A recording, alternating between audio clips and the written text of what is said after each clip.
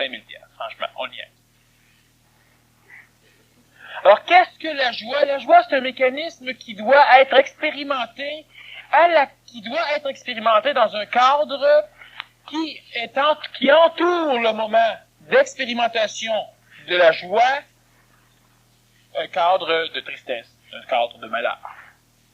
Pour que la personne puisse savoir qu'elle est joyeuse. Et c'est toujours le problème, l'homme ne sait rien de par lui-même, tant qu'il est dans un contexte planétaire, l'homme n'est pas prescient, l'homme ne sait pas avant de savoir. Donc, l'homme, pour savoir, faut qu'on lui dise. Ici, au centre, et je vous révèle quelque chose qui se fait partout sur la planète, dans tous les endroits ésotériques, spirituels, politiques, militaires, n'importe quoi, partout. Mais c'est quelque chose qui n'a jamais été dit à un public. Ici, on doit dire au monde que les conférences sont bonnes, et on doit dire au monde qui viennent aux conférences qu'elles sont bonnes, parce que comment voulez-vous qu'ils sachent si on ne le dit pas? C'est vrai, ils ne peuvent pas savoir si on ne leur dit pas. Il faut que le monde applaudisse pour que le monde sache que la conférence était bonne. Il faut qu'il y ait beaucoup de personnes pour que le monde sache que la conférence était bonne. J'ai déjà demandé à une personne, on parlait d'une conférence où elle était venue, c'était la seule conférence où elle était venue, et elle a commencé à faire référence à cette conférence-là en disant « Oh oui, mais c'était pas une bien bonne conférence, il y avait presque pas de monde. » C'est ça. Et dans la psychologie, dans n'importe quel genre d'expression évolutive de l'ordre de la psychologie, de l'ordre de l'astral, l'homme doit se faire dire qu'il est dans un état pour expérimenter l'état. Sinon, il ne le sait pas. Présentement, vous êtes peut-être heureuse dans un summum extraordinaire, et vous ne le savez pas. Fait que vous ne pouvez pas être heureux, parce que vous ne le savez pas. Vous devez le savoir, expérimenter, et c'est psychologique. Donc, la joie, c'est quelque chose qui apparaît lorsqu'on vous donne un break. Tout le temps. C'est pas vous autres qui le déterminez, parce que ça fait 10 ans que vous êtes joyeux sans jamais qu'il y ait de coupure, vous êtes plus joyeux. Vous êtes écœuré. Vous vous ennuyez. Vous trouvez ça plate. Et c'est toujours comme ça. La joie, c'est pas une émotion bénéfique. La joie, c'est une émotion. Une émotion qui est l'antipode d'une émotion. Une émotion qui remplit le vide laissé par la disparition d'une autre émotion. L'homme ne vit jamais deux émotions en même temps. L'homme ne vit qu'une émotion à la fois. Il peut faire référence à une émotion, à une autre, à une autre, à une autre, mais il n'en vit qu'une à la fois.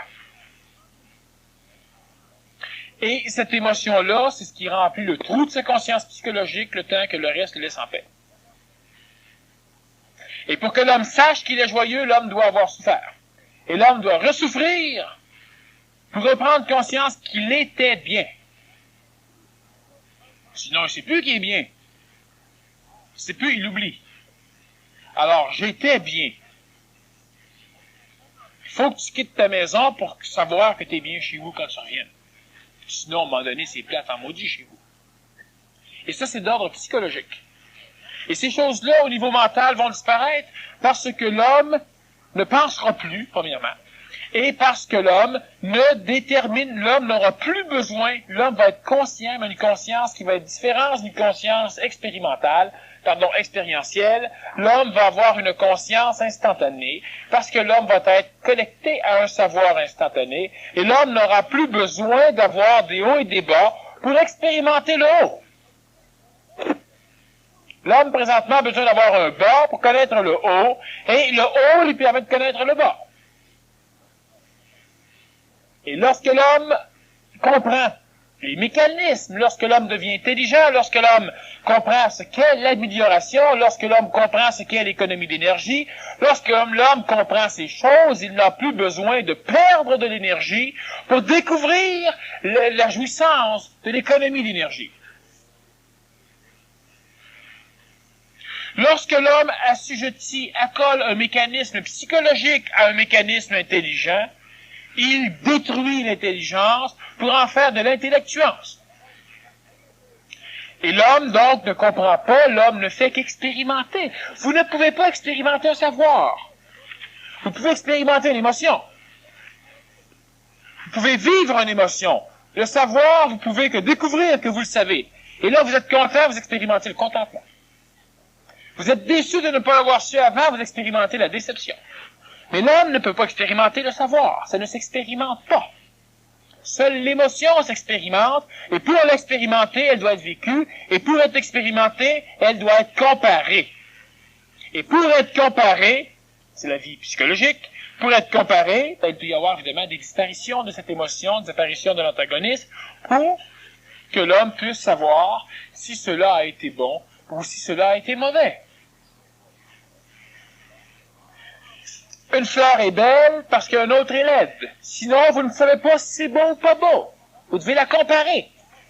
Jusqu'à un temps où vous allez être capable d'observer mentalement une fleur pour trouver la fleur belle sans y accoler de mots, sauf si on vous parle, pour la trouver belle, pour, différemment du contexte psychologique, connaître la fleur, naître en même temps qu'elle, savoir, percevoir quelque chose de différent, de plus profond, de mieux, et quel que soit l'état de la fleur. Et là, vous allez savoir de par vous-même, sans comparaison, que la fleur est belle. Vous ne pourrez jamais savoir que la fleur est laide. Ça ne sera jamais laide. Donc, le désir, comme la joie, comme la majorité des émotions, je ne pense pas que ça va disparaître, je ne pense pas qu'on devrait les faire disparaître, on ne doit pas les faire disparaître. Je sais que ça va disparaître parce que c'est une absurdité, c'est une aberration. Et l'homme qui s'améliore refuse de s'aberrer, refuse des aberrations. On ne peut pas être meilleur tout en gardant le pire chez soi. Et on ne peut pas être meilleur s'il faut expérimenter le fait d'être meilleur. Lorsqu'on parle d'humilité, à l'instant même où la personne expérimente l'humilité, elle n'est plus humble parce qu'elle le sait. Égoïquement, elle sait qu'elle est humble. Égoïquement, elle sait que lorsqu'elle fait telle chose, elle est humble. En réalité, égoïquement, elle sait que lorsqu'elle fait certaines choses, tout le monde dit qu'elle est humble. Elle va s'en flatter. Elle n'est plus humble. Réellement, cosmiquement. Dans l'apparence, elle reste humble. Une personne ne doit pas le savoir. Lorsque c'est su, c'est expérimenté. Lorsque c'est expérimenté, c'est donné à l'ego. Lorsque c'est donné à l'ego s'en complaît. Alors donc, la joie. Et toutes ces choses-là vont disparaître. L'homme ne sera plus joyeux parce que l'homme ne sera plus triste. L'homme ne sera plus heureux parce que l'homme ne sera plus malheureux. Qu'est-ce que l'homme va être? Ça va être meilleur, ça va être plus beau.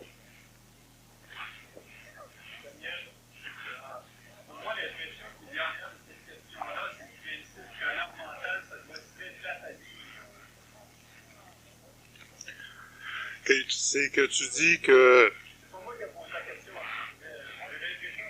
Non, c'est l'impression que toi, tu poses la question. L'impression que lui veut donner, c'est que par rapport à la question, ça laisse supposer que personne mentale n'a pas d'émotion, donc ne peut pas avoir de plaisir. Personne mentale, personne plate à vivre. C'est ça, plate à vivre, qui rit jamais, qui est bête, ça mènerait à ça. Ça, c'est vu... Disons que si on aurait cette conception-là qu'un homme mental, d'ailleurs, c'est le gros problème. Chaque fois que je parle de l'homme mental, chaque fois que je parle de la disparition de l'émotivité, de l'émotion, chaque fois que je parle de ces choses-là, c'est toujours le même mécanisme. Ouais, mais ça va être plate en maudit. C'est sûr que ça va être plate. Celui qui aime pleurer, celui qui aime s'ennuyer, va trouver ça plate en maudit, s'ennuiera plus, puis il pleurera plus. Celui qui aime souffrir, ça va être plate, il souffrira plus. Et tous ceux qui recherchent le bonheur le recherchent parce qu'ils souffrent. Sinon, ils ne rechercheraient pas le bonheur s'ils ne souffriraient pas. C'est ça l'état que l'homme mental va vivre. Il ne recherchera pas le bonheur parce qu'il ne souffrira pas. L'homme ne recherche pas le bonheur parce qu'il est intelligent. Il recherche le bonheur parce qu'il voit l'antipode de ce qu'il vit. Mais le bonheur, il n'arrive jamais à le vivre. Ça se vit pas, ça n'existe pas. Le bonheur, c'est un concept. Le malheur se vit, s'expérimente, se touche, se sent, se broye, se pète. Mais le bonheur ne se vit pas. Seul le malheur est perceptible. L'homme recherche le bonheur parce que l'homme recherche un contexte paradisiaque qui serait l'antipode de ce qu'il vit. Et lorsque l'homme a un break, l'homme se dit, gars, être de même tout le temps, je serais bien. Il y en a plein qui sont tout le temps comme ça et qui se suicident, qui se rendent la vie dure, qui essayent de goûter au malheur. Parce que le bonheur n'existe pas, même quand il n'y a plus rien. Le fait de ne plus avoir de malheur, ce n'est pas le bonheur. C'est une absence de malheur. Et ce que l'homme recherche comme bonheur, c'est le fait de ne plus avoir de malheur. Le fait de ne plus avoir de malheur, dans le cadre d'évolution de l'homme psychologique, amène cet homme à ne même plus savoir qu'il vit. Parce que l'homme, pour savoir qu'il vit, doit être contrarié. L'homme psychologique. Il doit être contrarié, sinon il n'y a pas de jugement, il ne peut plus savoir, il s'oublie. Il n'y a plus d'importance, personne n'y parle, personne n'y gueule, on l'estime plus. Il ne se passe plus rien. Tout est facile, il y a tout. C'est plate. Très, très, très plate. Prenons Elvis Presley. Il sortait sur la rue, il voyait une femme qui ressemblait à sa mère, il allait la voir, puis il disait, là, il me sort avoir une Rolls-Royce. Il s'en allait en Afrique, il achetait un pot de beurre de pinot qu'il aimait, puis il revenait, puis il bouffait ça avec ses chums chez lui. Souvent. Il se promenait sur la rue, il voyait quelqu'un, il faisait pitié, il allait voir le gars, il disait, aimerais-tu savoir 500 000 $? Il faisait un chèque, il faisait 500 000 $. Puis il l'a fait régulièrement. Pourquoi? Parce qu'il était écœuré, c'était plate. Fallait qu'il fasse des folies. Fallait qu'il fasse de quoi puis il est mort gros, obèse, malade. Parce que c'était plate. Il y avait tout. Il y avait son avion privé, il y avait tout. Il allait en Afrique acheter du beurre de pinot. Il revenait, il bouffait ça. Il partait de sa maison, il s'en allait à New York, manger dans un grand restaurant. Il donnait un rendez-vous à Los Angeles avec ses amis. Il descendait après ça à Miami. Il s'en allait en Europe, il revenait dans la même journée. C'était plate. Alors, la personne qui n'a plus de contrariété va en créer parce que c'est la seule façon qu'elle a de savoir qu'elle est là. Mais ça, c'est d'ordre psychologique. Un homme mental, ça va-t-il être plate? Chaque fois que ceux qui me connaissent proches me trouvent plate, c'est parce que je suis un homme psychologique à ce moment-là. Mais quand je suis une personne mentale, je suis pas plate. Je suis loin d'être plate. Puis la personne qui devient mentale, elle n'est pas plate, elle est loin d'être plate, elle est encore bien plus fun à vivre qu'un être humain conventionnel, parce que l'être humain conventionnel, il est assujetti un jour à venir broyer à votre porte, à ne pas vouloir embarquer dans votre jeu, à ne pas vouloir jouer au tennis parce que là, ça ne tente plus, à ne pas vouloir sortir, aller se promener dans un parc parce qu'il y a trop de moustiques, à ne pas vouloir faire quelque chose, ça va mal avec son patron, parce que ça va mal dans la vie. Ça, c'est l'être psychologique. Lui, il est plate à vivre. Parce que lui, de temps en temps, lui, tu sais jamais. L'homme mental, tu le sais. Il va te dire non, mais tu sais qu'il s'ennuie pas. Tu sais qu'il est pas mal pris. Tu sais qu'il est pas malheureux. Il a raison de faire d'autres choses. Toi, tu fais d'autres choses. Si tu ne t'ennuies pas, t'es pas plate à vivre. Puis les farces, rire. Rire, tout à l'heure, on parlait que la colère mentale, c'était un des mécanismes de la réorganisation. Interne et externe. Et le rire, c'est un mécanisme aussi de réorganisation. Et l'homme du Verseau va être un guiduron, c'est le cas de le dire, il va rire, mais il va rire, puis il va s'amuser pour rire. Parce qu'il va rire dans le plan où ce qu'on peut rire, dans le plan de l'astral. Mais il va rire en maudit. Il va s'exprimer dans l'astral, il va continuer à s'exprimer dans l'astral, il a besoin, par le rire, à s'amuser. Il va prendre un goût à la vie comme l'homme n'en a jamais eu parce qu'il n'aura pas peur de la vie. Il n'aura pas peur de rien. Et puis, il va s'amuser. Il va s'amuser parce que, imaginez-vous bien qu'il y a deux formes de rire chez l'homme. Il y a deux formes de rire. Il y a un rire psychologique, il y a un rire créé par le mental. Le rire psychologique, c'est lorsque nous poussons, par exemple, une farce reliée au sexe. Une farce plate. Bien plate. On va s'expliquer.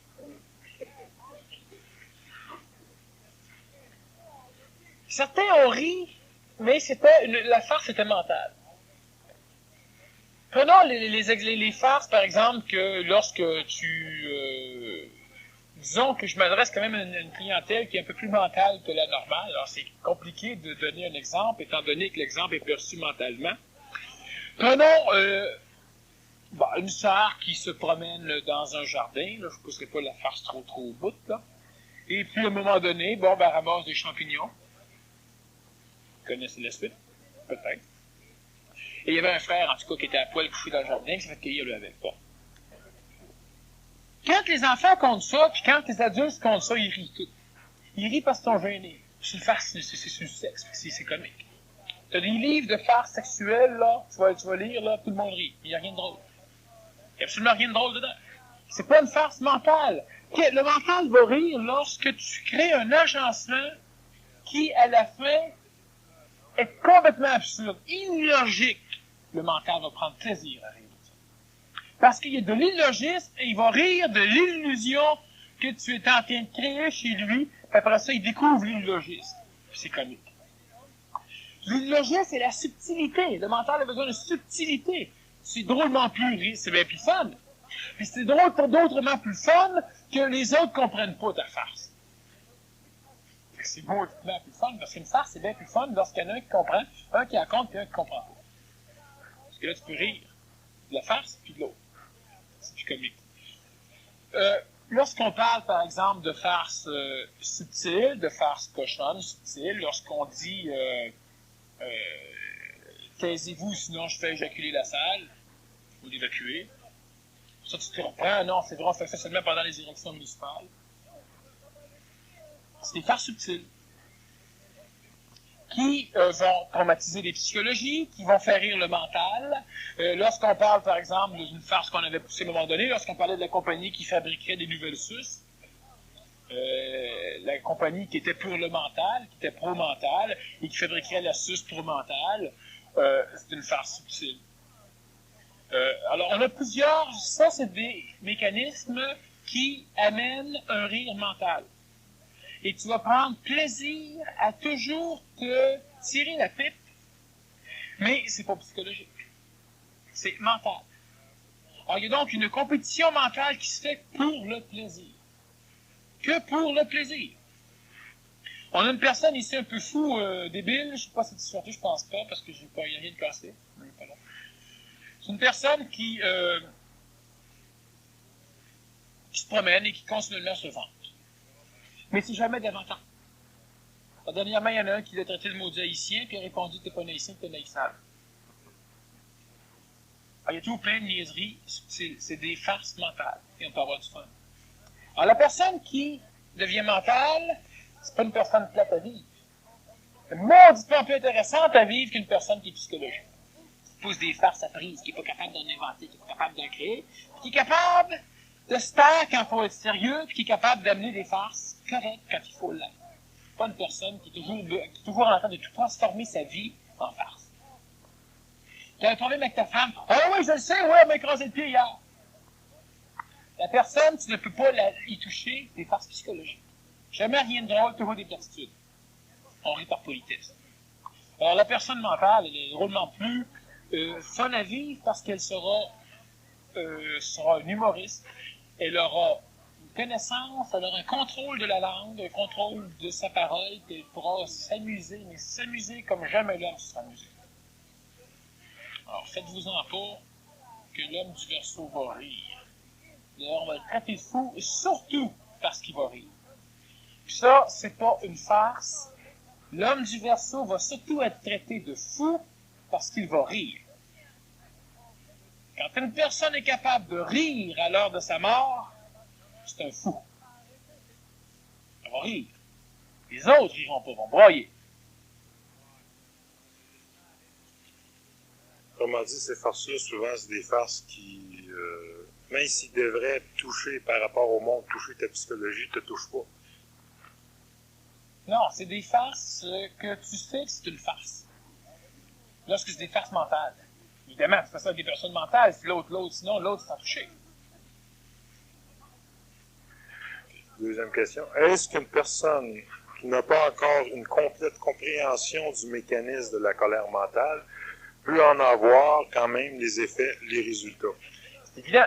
La colère mentale, elle est de plusieurs niveaux. La personne qui commence à avoir une idée de ce qu'est la colère mentale et qui commence surtout à appliquer ce mécanisme de colère mentale On a fait un séminaire et il fallait en faire un. Ceux qui ont passé par le séminaire, de temps en temps, on va pouvoir préciser, ils vont pouvoir se pratiquer, s'entraîner, ils vont pouvoir développer l'énergie de la parole dans la colère mentale. Sachons bien ceci, que l'énergie de la parole est ce qui vient graver dans l'astral et l'événement et l'émotion. Et c'est important. Donc, lorsque nous avons une colère mentale, nous devons étudier la voix. C'est-à-dire que nous devons avoir une voix, une tonalité, une vibration qui dénote une maîtrise, un contrôle de l'homme, de la femme, un contrôle énergétique, pour pouvoir appuyer de l'autorité dans l'astral. La personne qui n'est pas capable d'appuyer de l'autorité dans l'astral, lorsqu'elle fait sa colère mentale, elle ne fait pas de colère mentale. Et ce qu'elle fait va glisser sur le bouclier de l'astral et il n'y aura rien de gravé à part l'événement. Et l'événement ne viendra pas perturber l'astral parce que l'astral est trop imbécile pour l'instant pour prendre conscience de ce qui est en train de se faire. Mais lorsqu'une personne parle, et lorsqu'une personne ordonne à l'astral certaines choses, elle n'a pas besoin d'être dans une phase de colère mentale. Parce que ce qu'elle dit est. Ce qu'elle dit vous doit être obéi. Ça ne se peut pas que ce qu'elle dit ne soit pas obéi. Pas compris. On ne demande pas à l'astral de comprendre. Demandez au verre d'eau de comprendre. Il ne comprendra pas. Garochez-le sur un mur, il se brise. Comprennent pas, il se brise. L'astral, on lui demande pas de comprendre. Pour l'instant, ça sert à rien.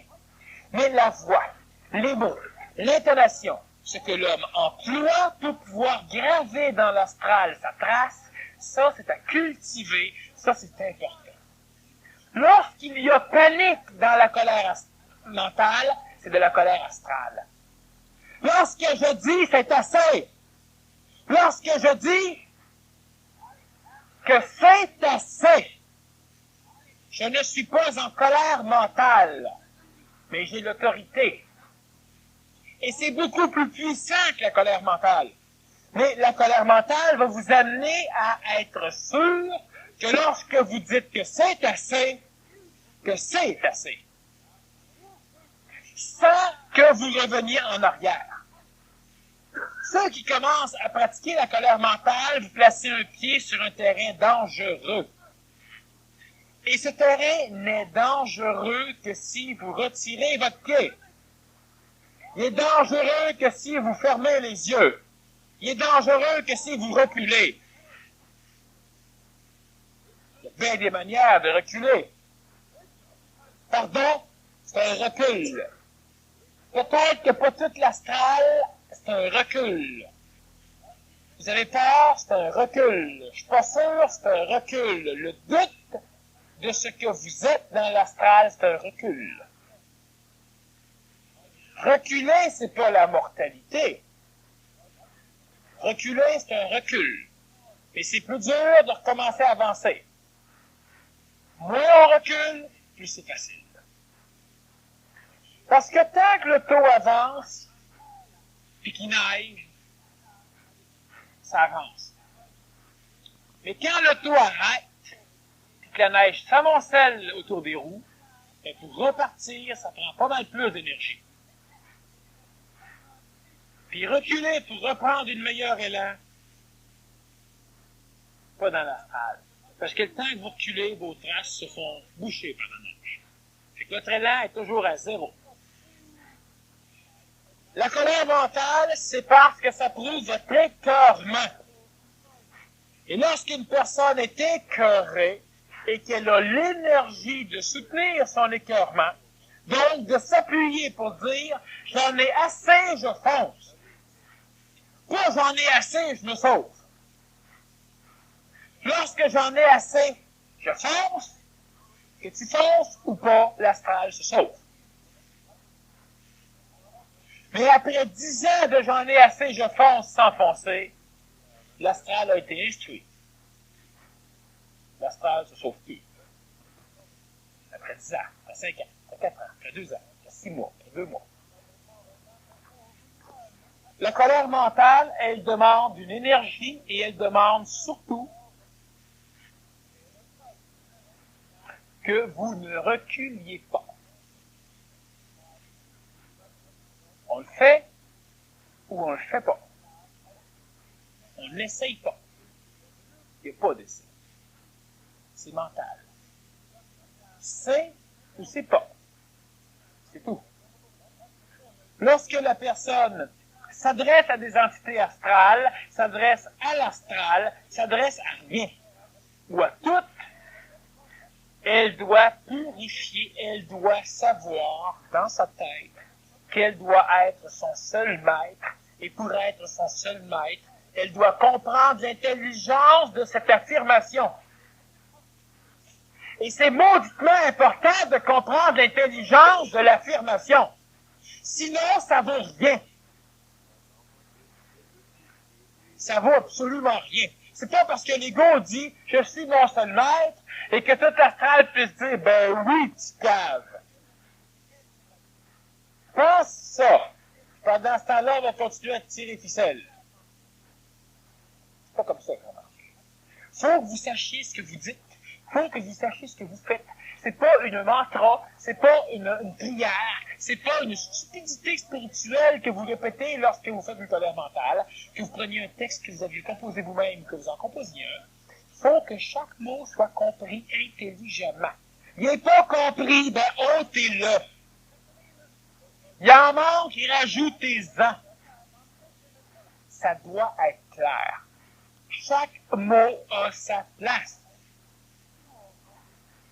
Lorsque je dis « je suis mon seul maître », je suis exclut le temps. Je définis qui parle. Mon, je m'appartiens. Seul, unique, maître. Pas je suis mon seul guide. Pas je suis mon seul sentier. Pas je suis comme Equinox mon sentier pendant que je suis mon seul sentier. Je suis mon seul sentier des notes aussi que je dirige personne. Je suis ma propre lumière des notes qui se passent rien non plus. Je suis mon seul maître. Je maîtrise moi. Et rien ne me maîtrise, sinon je ne suis plus mon maître. Je suis Daniel. Je suis mon seul maître. Je suis aussi puissant que j'ai besoin de l'être. Je n'assujettis personne, mais rien ne peut m'assujettir. J'ai besoin de l'univers. Mais l'univers a besoin de moi. Je suis mon seul maître. Rien est superflu, rien est manquant.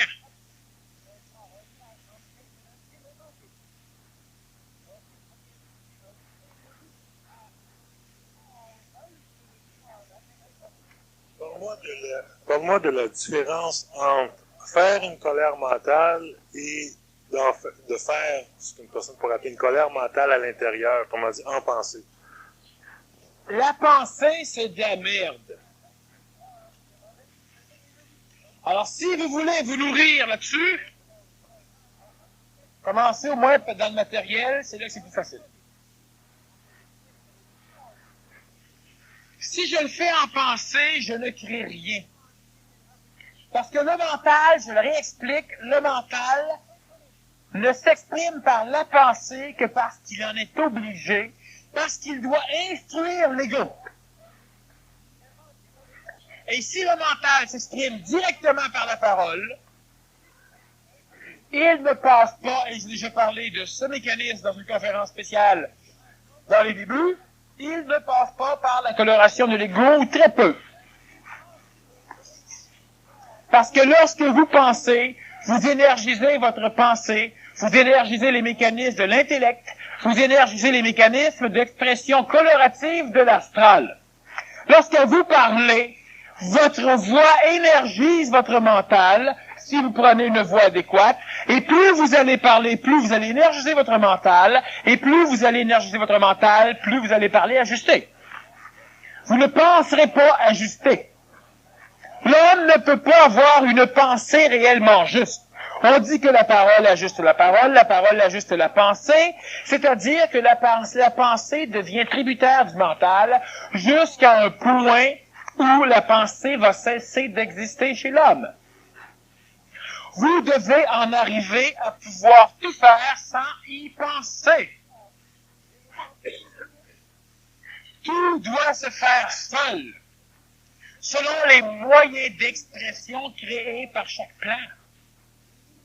L'énergie supramentale crée l'ajusteur de pensée. L'énergie mentale va créer ses propres moyens d'expression. Présentement, il se sert pour s'exprimer des moyens donnés par l'astral. Et par ce biais, l'astral le colore. Lorsque je maudis l'astral dans ma tête, c'est que je n'ose pas graver dans la mémoire vibratoire de mon être psychologique ce que je dis. Je pense, Dieu, t'es un maudit chien. Ça n'a jamais la même portée que de crier, Dieu, t'es un maudit chien. Ça n'a jamais le même pouvoir. Le faire dans sa tête, c'est que vous ne vous adressez à rien à l'extérieur. Et ce qui vous embête le plus, ce n'est pas votre psychologie chez vous. C'est les affinités qu'elle a avec l'extérieur. Les affinités qu'elle a à être manipulée par l'extérieur. Alors donc, de vouloir faire le travail chez soi, c'est de la spiritualisation. Et le travail doit se faire à l'intérieur comme à l'extérieur en même temps. Et lorsque je m'adresse à l'astral à voix haute, je parle en dedans et je parle en dehors. Et l'énergie vibratoire de ma parole reste. De ma pensée, non. Elle disparaît tout de suite. Lorsque nous faisons une colère mentale chez soi, c'est bien simple. Faites-vous écœurer par quelqu'un, puis mettez-vous en colère dans votre tête. Vous continuez à vous écœurer. Puis vous allez continuer à être écœuré, colère ou pas. La seule colère mentale qui fonctionne dans la tête, vite, je suis con, je me laisse emporter, il ne devrait pas m'écœurer. Puis là, vous vous mettez en colère contre vous. Non. Il n'y a pas d'intelligence là-dedans. Est-ce que c'est opportun de faire une colère sur la personne? C'est à vous d'être conséquentiel et de décider. Mais une colère mentale se fait jamais contre l'homme, parce que je répète que l'homme n'est responsable de rien. C'est l'astral qui manipule l'homme qui est responsable, et nous devons faire une colère contre l'astral, contre le manipulateur, et jamais contre l'homme. L'homme n'est responsable de rien, parce que l'homme ne sait même pas qu'il est quelque chose. Et l'homme fait ce qu'il croit bon d'être fait. Et on ne peut maudire un homme parce qu'il fait ce qu'il croit être juste. Même si ce qu'il fait est injuste, même si ce qu'il fait est faux, maladif, démoniaque, satanique, ce que vous voudrez. On ne peut pas en vouloir à l'homme. Il ne sait pas et il ne comprend pas. Et si on veut qu'il comprenne et qu'il ne peut pas comprendre, on ne peut pas y en vouloir, on ne peut s'en vouloir qu'à nous de gaspiller nos énergies, parce que l'homme n'a pas l'énergie pour comprendre. Ça, faire une colère mentale dans sa tête, c'est comme aller aux toilettes sans baisser ses culottes.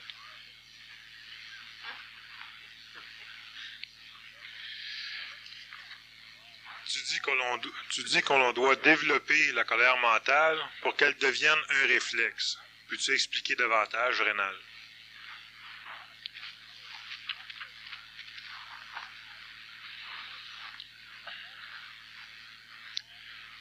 Chez l'homme psychologique,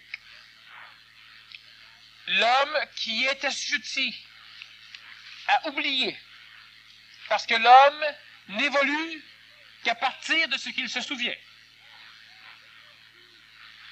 J'ai oublié de me contrôler, donc je ne me suis pas contrôlé. J'ai oublié de respirer, donc je n'ai pas respiré. Tout ce que l'homme apprend et que l'homme oublie, l'homme ne le met pas en pratique. Donc, pendant ce laps de temps où l'homme n'est pas intelligent, où l'homme ne devient pas prescient, où l'homme ne sait pas avant de savoir, pendant donc l'étape de conscientisation transitoire entre l'astral et le mental, l'homme doit développer des réflexes mentaux au même titre qu'il a des réflexes psychologiques. Et ces réflexes mentaux, en l'occurrence la colère mentale, vont permettre à l'homme de ne pas avoir à se souvenir qu'il doit résister à l'envahisseur.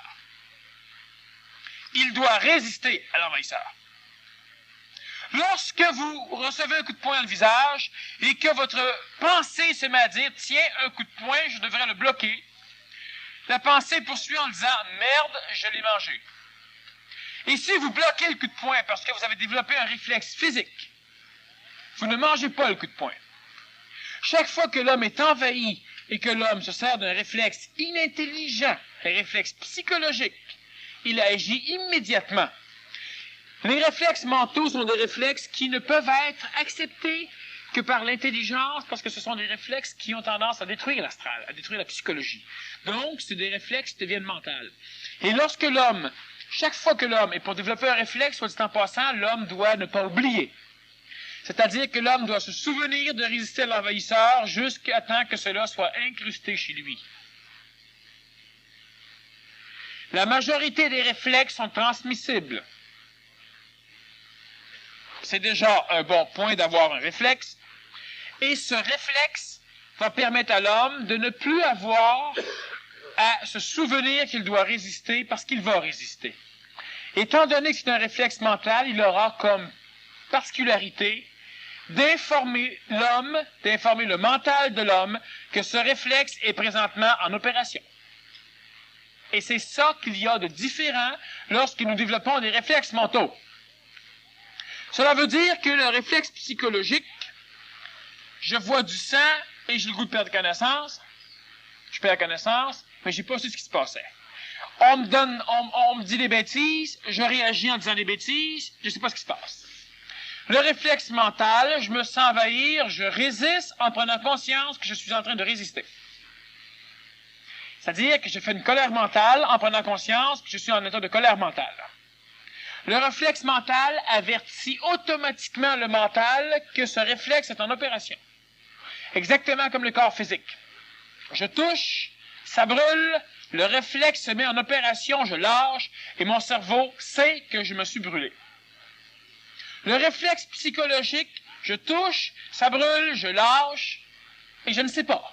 Je retouche, ça brûle, je lâche, et je ne sais pas. Je retouche, ça brûle, je lâche, et je ne sais toujours pas. Donc, je répète ce réflexe psychologique longtemps, de vie en vie, d'année en année, et jamais je ne le corrige, parce que je ne prends jamais conscience qu'il est en opération. Tant que mon mental me parle le biais de l'observation, ne pourra pas dire « Tiens, je viens de voir ce qui se passait ». Le réflexe mental, ah, ça brûle, je lâche, et je le sais. Je peux dire « Oh, réflexe, ferme ta boîte ». Donc, je peux dire « Et je contrôle ». Et c'est l'apanage du physique comme c'est l'apanage du mental.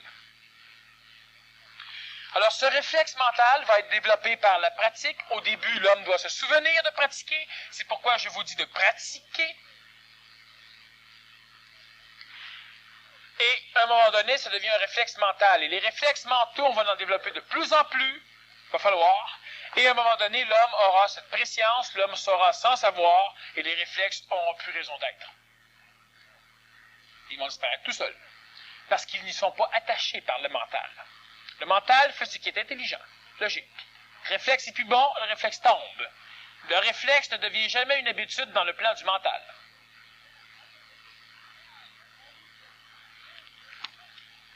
Tu as parlé de véhicules d'expression mentale. Peux-tu en nommer? Je peux en nommer, mais je n'en nommerai pas, étant donné que ça peut forcer certaines personnes à vouloir développer ces véhicules, alors qu'ils devront se développer seuls. Mais c'est des véhicules qu'on ne connaît pas. Et pour parler de véhicules, sachons que la colère est un véhicule, que la parole est un véhicule, que le corps sert de véhicule. Le physique va être un des premiers véhicules du mental, mais disons que d'une autre façon, pas comme on le connaît présentement. La joie est un véhicule de l'astral. Quand je parle de véhicule, je parle de moyen d'expression. L'écriture est un véhicule qui est souvent relié à l'astral, la peinture, etc. Alors donc, quand je parle de véhicules, je parle de mécanismes d'expression, et les véhicules d'expression du mental vont être différents de ce que l'homme connaît. C'est pourquoi on dit souvent que l'homme, et Robindeau veut commencer à parler de la genèse du surhomme, parce que l'homme nouveau ressemblera pour l'homme ancien réellement à un surhomme. Et les véhicules, ils vont se développer seuls. Autrement dit, on fait le travail, puis le véhicule se forme. Exactement, et moi je ne parlerai pas des véhicules, du moins pas avant longtemps, parce que ça va nuire. La psychologie va tenter d'imiter, de commencer la création d'un véhicule, alors que ce véhicule devra apparaître plus tard. Alors, instruire l'astral, est-ce que cela fait que l'astral est sous notre contrôle, mais aussi que l'on peut faire travailler pour soi, autrement dit, faire travailler l'astral pour soi? L'homme nouveau devra asservir l'astral et se servir des mécanismes de l'astral planétaire comme un esclave. Il devra s'en servir pour faire tout ce qu'il a besoin de faire. Et tant que l'homme a des désirs psychologiques, l'homme est asservi par l'astral. L'homme sert l'astral, et dans l'astral, il y a des petits, des moyens et des gros. Alors l'homme peut s'imaginer qu'il a à son service de l'astral, ce qui est vrai, alors qu'en réalité, il est aussi au service de l'astral. Et cela ne doit pas être. Donc, le manipulateur doit être manipulé par l'homme, par l'intelligence mentale de l'homme. L'astral est une créature de l'homme, et l'astral doit servir l'homme. Dieu doit servir l'homme, et Satan doit servir l'homme. Parce que l'homme n'est pas un Dieu. L'homme n'est pas un Dieu. Pour qui l'homme est-il un Dieu? L'homme est un esclave bâtard. L'homme n'est pas un Dieu. Et Dieu est dans l'homme. Évidemment que Dieu est dans l'homme. Parce que Dieu, c'est l'astral pour l'homme. Comme c'est bourré d'astral dans l'homme, ben Dieu est dans l'homme. Mais lorsque l'homme commence à contrôler l'astral, l'homme devient un Dieu pour l'astral. Plus pour lui. Puisque l'homme n'est pas un Dieu. L'homme est autre chose qu'un Dieu. L'homme est bien mieux qu'un Dieu. Et lorsque l'homme devient un Dieu, il le devient pour les autres. Hélas. Il le devient pour l'astral planétaire. Hélas. Jamais pour lui. L'homme va devoir se servir de l'astral, et l'astral a besoin d'être instruit. L'homme a besoin présentement d'être instruit, parce que l'homme est psychologique. L'homme recherche la connaissance. L'homme recherche le savoir. L'homme recherche les maîtres. L'homme recherche les livres. L'homme recherche l'instruction. Parce que l'homme a besoin d'être instruit. Parce que l'homme est un homme psychologique. Parce que l'homme est un homme astral. Et lorsque l'homme devient mental, lorsque l'homme a cette préscience, ce pré-savoir, ce savoir avant de savoir, ce savoir inexpérimenté, lorsque l'homme devient l'homme, il doit poursuivre l'instruction de l'homme. C'est-à-dire qu'il doit poursuivre l'instruction de l'astral, la seule parcelle énergétique planétaire qui a soif de connaissance, qu'il habite l'homme ou non. Et nous devons instruire l'astral et nous devons nous servir de l'astral parce que l'astral est un serviteur de l'homme.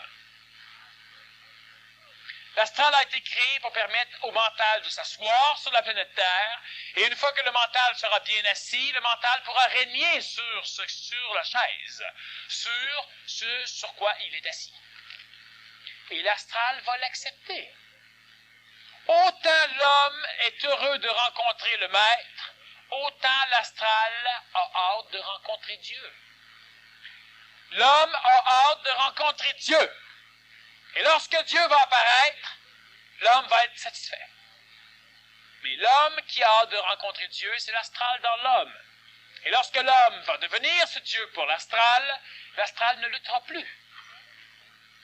Ce sera fait de l'homme, l'homme ne sera plus un Dieu, il n'y aura plus de Dieu dans l'homme. L'homme sera le maître de Dieu.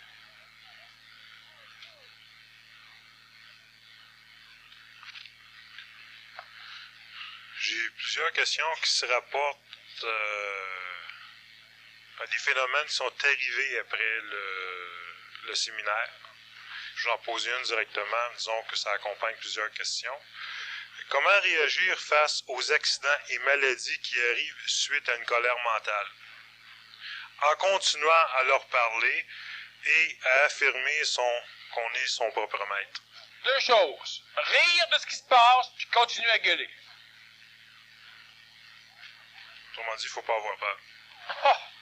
Ça, si tu as peur, t'es fait. Faites pour un bout de temps. Vous vous ressaisissez, vous continuez. L'homme n'est jamais fait à zéro. Ah, évidemment. Vous manquez votre coup une fois, vous avez la chance, la possibilité de le manquer une infinité de fois. 1,8 milliard de fois. Ça ne dérange rien. C'est juste plus dur de recommencer. Ça ne change rien. Puis si vous ne voulez pas recommencer, un jour, vous allez devoir recommencer. Ça ne change rien.